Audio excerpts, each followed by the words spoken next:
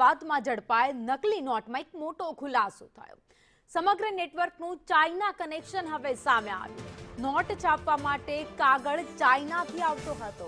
કાગળ પર security feature પણ તૈયાર કરવામાં આવતા હતા। તો સુરતના આશ્રમમાં માત્ર નોટોનું છાપકામ થતું। છેલ્લા 6 મહિનાથી નકલી નોટો છપાતી હતી। અગાઉ 20 લાખની નોટો માર્કેટમાં ફરતી કરાઈ હતી। ચાઇનીઝ આરોપીના નંબર પણ મળી આવ્યા છે। ક્રાઇમ બ્રાન્ચે કેન્દ્રીય એજન્સીને માહિતી મોકલી આગળની તપાસ હાથ ધરી છે।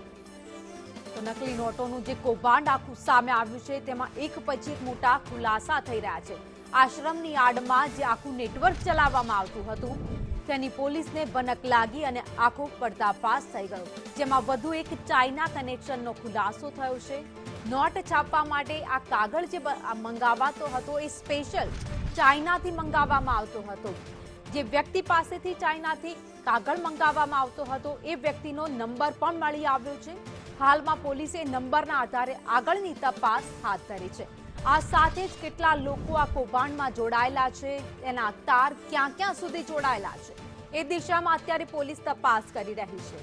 તો સુરતના આશ્રમમાં માત્ર નોટોનું છાપકામ થતું હતું। છેલ્લા 6 મહિનાથી આ ષડયંત્ર ચલાવવામાં આવતું હતું। અગાઉ 20 લાખની મસમોટી નોટો હતી એ માર્કેટમાં ફરતી કરવામાં આવી હતી। એટલે વિચારો કે 20 લાખની નોટો અત્યાર સુધીમાં કેટલા લોકો પાસે પહોંચી હશે અને કેટલું મોટું કૌભાંડ આચરવામાં આવ્યું હશે।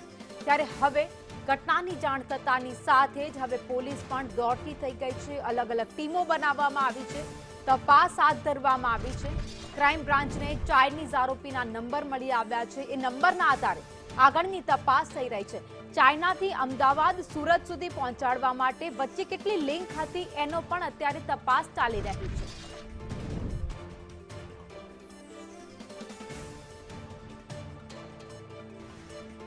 તો સમગ્ર માહિતી અત્યારે ક્રાઇમ બ્રાન્ચે કેન્દ્રીય એજન્સીને મોકલી આપી છે। કેન્દ્રીય એજન્સી પણ સતર્ક થઈને આખા મામલા ઉપર તપાસ કરી રહી છે કે કેવી રીતે આ ષડયંત્રના તાર ક્યાં ક્યાં સુધી જોડાયેલા છે।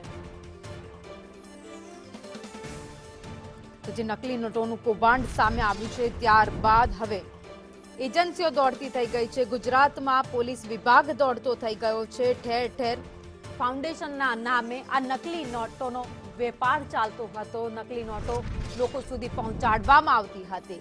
અમદાવાદ ક્રાઇમ બ્રાન્ચે એક મોટા ઓપરેશનમાં અમરાઈવાડી વિસ્તારમાંથી ₹2 કરોડથી વધુની બનાવટી ચલણી નોટો સાથે 6 શખ્સની અત્યાર સુધી ધરપકડ કરી લીધી છે। આ તમામ નોટો ₹500ના દરની છે।